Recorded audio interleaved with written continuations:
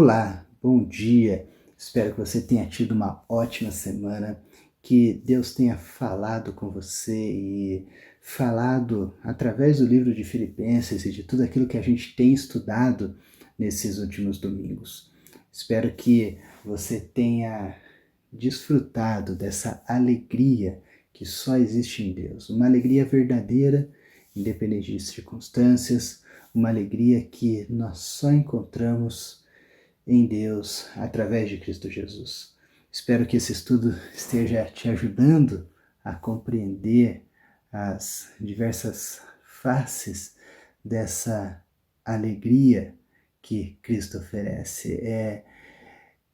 Cada vez que a gente pensa nesse tema, a gente se surpreende e aprende uma coisa nova. E hoje eu quero continuar estudando com você o livro de Filipenses, esse tema, o segredo da felicidade, e a gente vai buscar a felicidade em Cristo Jesus, agora compreendendo um outro aspecto dela, é que essa felicidade, essa alegria, ela é, na verdade, uma alegria comunitária. Ela é o oposto do sentido egoísta de alegria, de que eu quero ser feliz.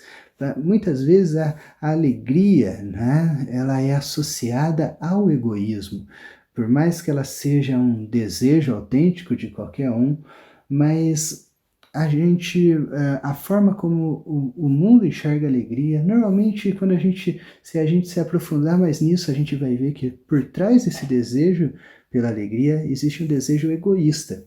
Eu quero ser feliz. Eu quero a minha felicidade. Eu tenho que cuidar da minha felicidade, porque ninguém mais vai cuidar disso, não é? Então, eu quero mostrar em Filipenses que a verdadeira alegria que o Senhor nos dá é uma alegria comunitária.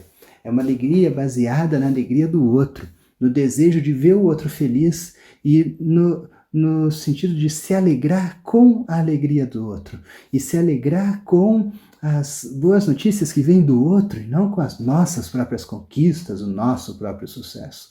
Mas ela é uma alegria altruísta, no sentido de que se interessa pelo outro. E então eu quero ler o texto de hoje, que está lá em Filipenses, né, capítulo 2, da onde a gente parou. A gente parou no versículo 18, na última aula, e agora a gente vai começar a partir do versículo 19, eu vou ler até o final do capítulo, tá bom? Então, Filipenses 2, a partir do versículo 19, que diz assim: Espero no Senhor Jesus enviar-lhes Timóteo brevemente, para que eu também me sinta animado quando receber notícias de vocês. Não tenho ninguém como ele que se interesse, que tenha interesse sincero pelo bem-estar de vocês, pois todos buscam os seus próprios interesses e não os de Jesus Cristo. Mas vocês sabem que Timóteo foi aprovado, porque serviu comigo no trabalho do Evangelho como um filho ao lado de seu pai. Portanto, é ele quem espera enviar. Tão logo me certifique da minha situação, confiando no Senhor que em breve também poderei ir. Contudo, penso que será necessário enviar-lhes de volta Epafrodito, meu irmão, cooperador e companheiro de lutas, mensageiro que vocês enviaram para atender às minhas necessidades. Pois ele tem saudade de todos vocês e está angustiado porque ficaram sabendo que ele esteve doente. De fato, ficou doente e quase morreu, mas Deus teve misericórdia dele. E não somente dele, mas também de mim, para que eu não tivesse tristeza sobre tristeza. Por isso, logo enviarei, para que, quando o virem novamente, fiquem alegres e eu tenha menos tristeza. E peço que vocês o recebam no Senhor com grande alegria e honrem a homens como este, porque ele quase morreu por amor à causa de Cristo, arriscando a vida para suprir a ajuda que vocês não me podiam dar. Essa parte do livro de Filipenses, a gente está bem na metade do livro de Filipenses, e aqui é como se Paulo escrevesse um bilhete para eles, falando sobre os planos dele, sobre algumas questões ali particulares entre ele e a igreja de Filipos. Normalmente Paulo faz isso no final das cartas. ele manda os recados ali com os nomes das pessoas. Ele faz isso normalmente no final da carta, das outras cartas que ele escreveu, não é? Mas no caso de Filipenses, ele coloca isso bem no meio da carta. A gente está aqui bem, Filipenses tem 4 capítulos só e a gente está no final do capítulo 2, ou seja, a gente está exatamente no meio da carta de Filipenses, no meio do nosso estudo, e a gente se depara com esse recado de Paulo para a igreja de Filipos, falando quais são os planos dele, o que ele pretende fazer, enviar Timóteo, enviar Epafrodito, e bom, a primeira coisa que surpreende a gente é isso, essa colocação no meio da carta, no meio de todo um discurso teológico. Lembra que ele acabou de falar sobre humildade, sobre Cristo que veio ao mundo, se tornou como homem, foi obediente, foi exaltado.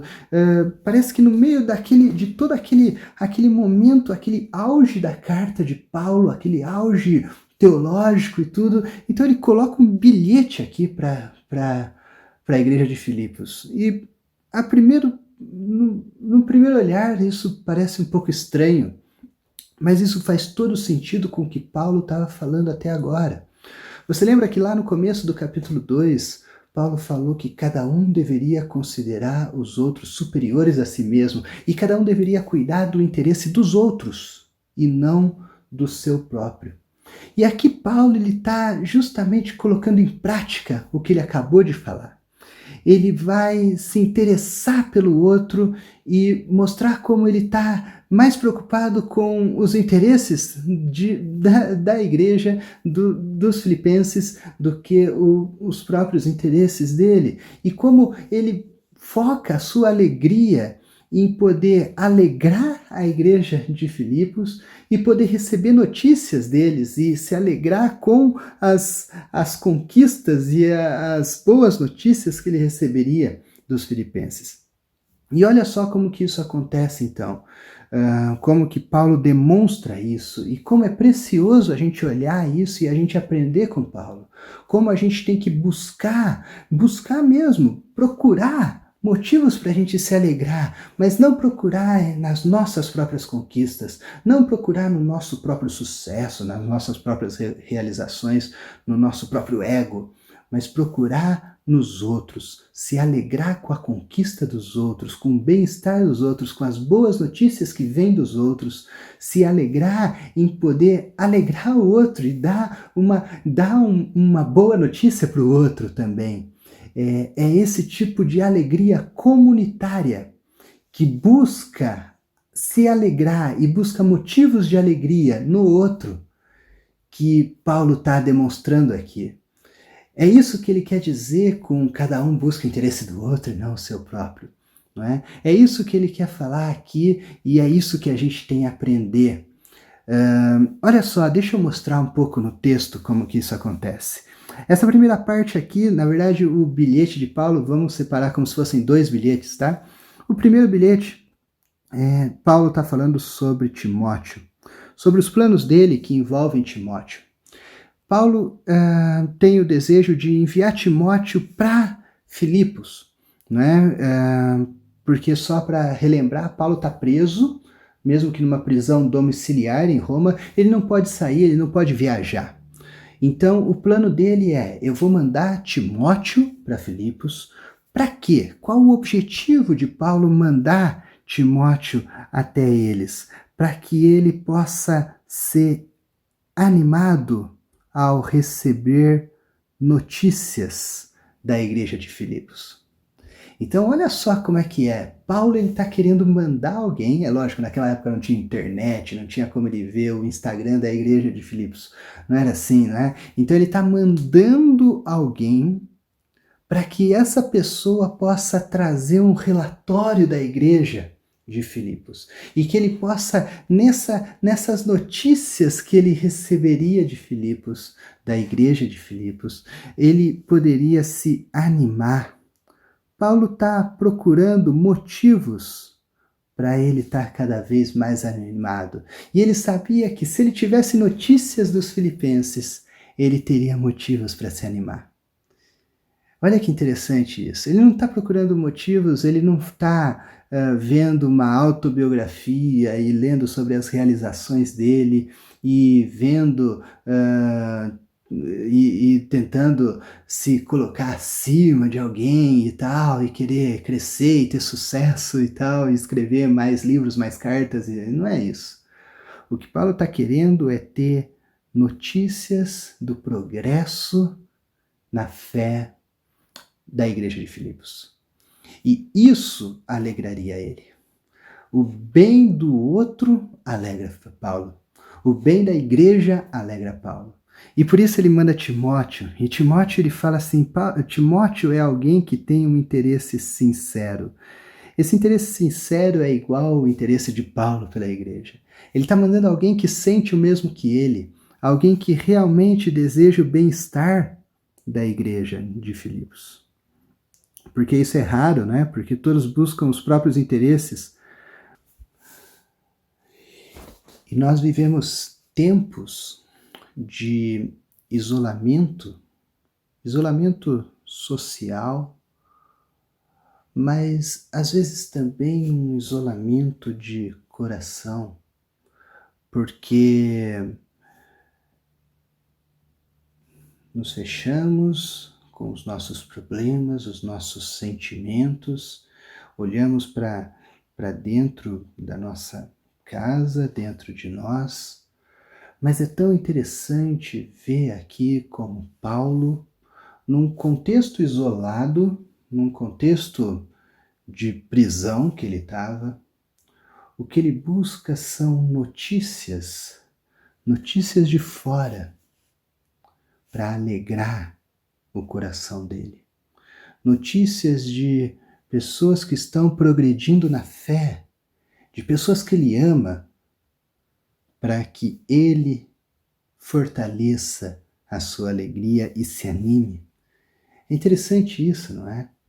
É interessante que nós podemos buscar nas pessoas que a gente ama motivos para a gente se alegrar com a aproximação dessas pessoas de Cristo e buscar essas notícias, buscar notícias boas em meio a tantas notícias ruins, buscar as notícias boas, as notícias do progresso do reino de Deus.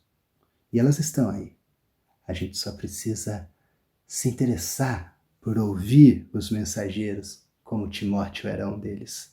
Mas não só buscar as notícias, mas você já parou para pensar que talvez você deveria ser o portador dessa notícia, dessas notícias para poder animar os outros e fazer o inverso.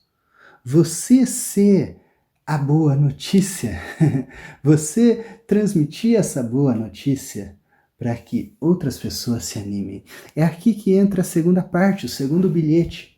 E o segundo recado de Paulo, e que é sobre esse homem aqui, Epafrodito, não é? Um nome bem diferente, não é? Mas olha só que interessante essa segunda parte. Aqui Paulo fala sobre Epafrodito e o contexto aqui de Epafrodito é que provavelmente foi ele quem levou as ofertas dos filipenses para Paulo. Lembra que Paulo estava escrevendo uma carta de gratidão à igreja de Filipos. E essas ofertas que sustentaram Paulo no momento de necessidade dele foram levadas pelas mãos de Epafrodito. E Epafrodito então ficou um tempo ali com Paulo, junto com Paulo. E nesse período, o que Paulo fala aqui é que ele ficou doente, ele quase morreu, não é? E então assim, não foi um período fácil para Epafrodito, né?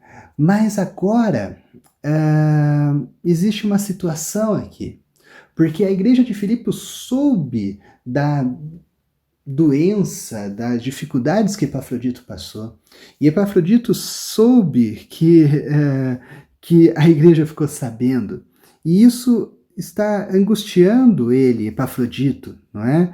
Porque vocês, filipenses, né, ficaram sabendo que ele esteve doente.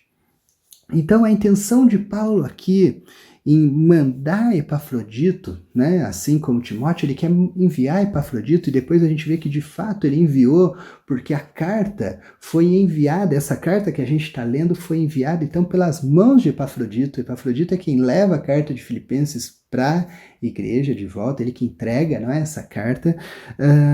Então a intenção de Paulo em enviar Epafrodito é para que a igreja de Filipenses fique alegre e que recebam Epafrodito com grande alegria. O que Paulo está querendo fazer aqui é mandar a boa notícia para a igreja de Filipenses, a igreja dos Filipenses, a igreja de Filipos.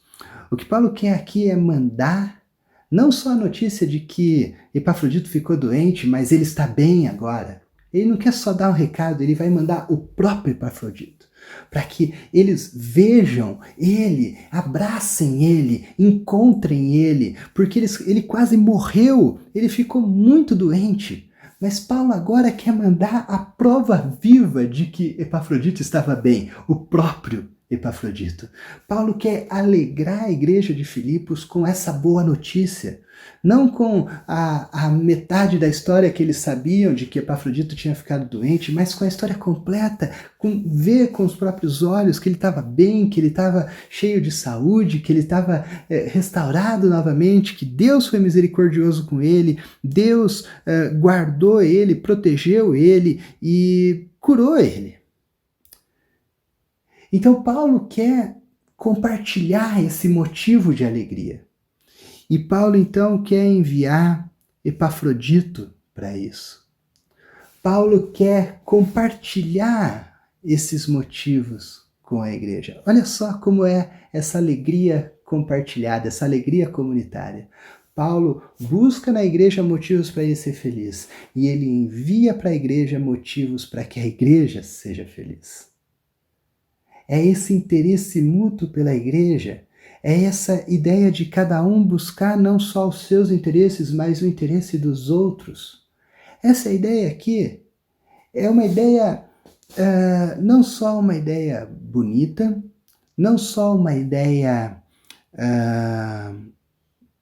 confortadora para a gente, porque é muito pesado a gente querer buscar alegria dentro da gente, não é?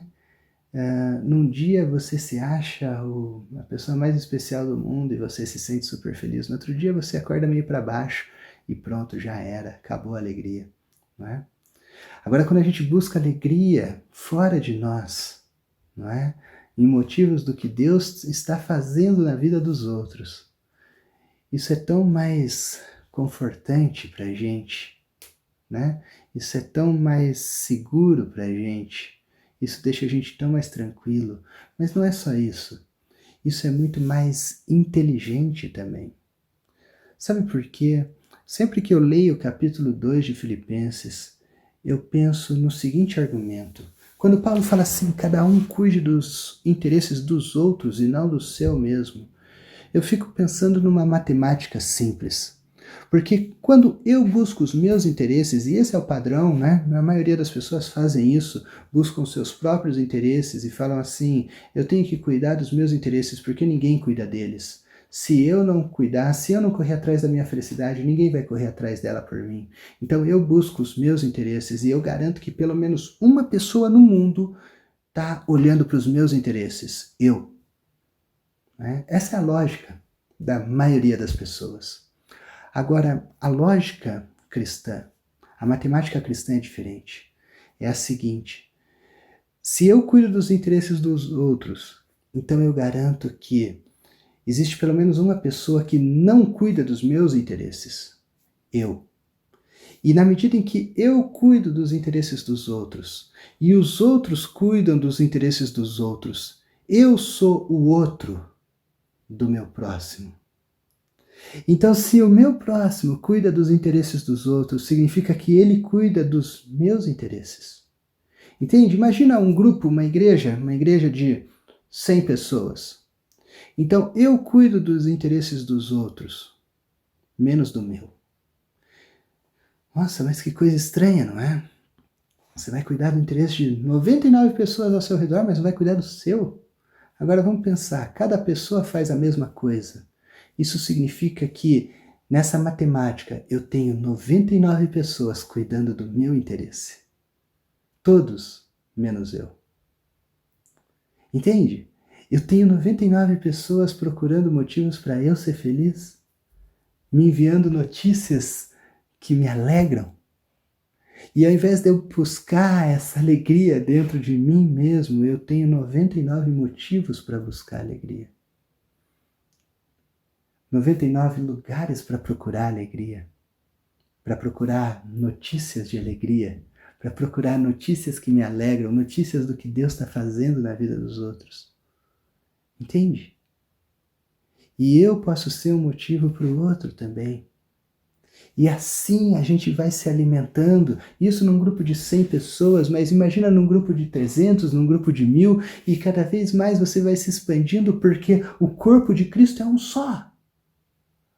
É o corpo composto por todos aqueles que amam a Cristo, aqueles que são seus filhos. E dentro desse corpo você tem milhares de motivos para você se alegrar, milhões de motivos para você se alegrar. Enquanto na primeira hipótese, na primeira matemática, você só tinha uma pessoa cuidando dos seus interesses. No cristianismo verdadeiro, a gente tem centenas de pessoas cuidando dos nossos interesses e nós cuidando dos interesses dos outros. Entende como você quebrar o paradigma do egoísmo te deixa numa situação de muito mais tranquilidade, de um fardo muito mais leve, mas também numa equação muito mais eficiente do que simplesmente pensar como um. O egoísmo te reduz a um, mas a humildade te inclui no corpo de Cristo. E isso é fantástico. Que a gente possa aprender com Paulo. A aula de hoje é curtinha. É uma mensagem curtinha, de um texto poucas vezes analisado dentro desse banquete de Filipenses. A gente fala assim, isso daqui é só um bilhete, a gente vai e pula. E a gente vai mais para aqueles versículos que a gente sempre lembra, que a gente decora. Mas como é precioso pensar nesse movimento de Paulo, de olhar para o outro, buscar no outro motivos para ele se alegrar e se interessar por dar motivos aos outros. Que a gente possa fazer isso na prática, que a gente possa interagir, interações que resultem em motivos de alegria, interações que compartilhem notícias boas e do que Deus está fazendo. Quantas vezes você compartilha o que Deus está fazendo na sua vida?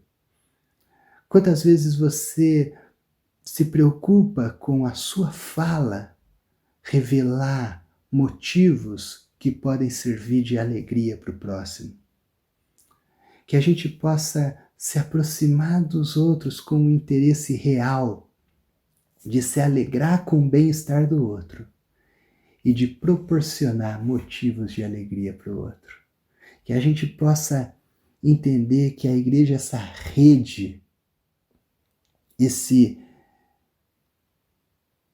entrelaçado de pessoas que se cuidam mutuamente e se alegram comunitariamente.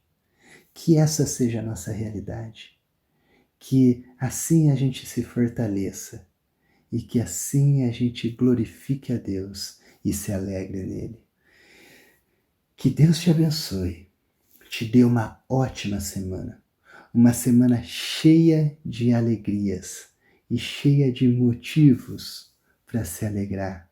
Que você compartilhe esses motivos com o próximo e que você ouça esses motivos do seu próximo também. Que Deus te abençoe e até a próxima semana.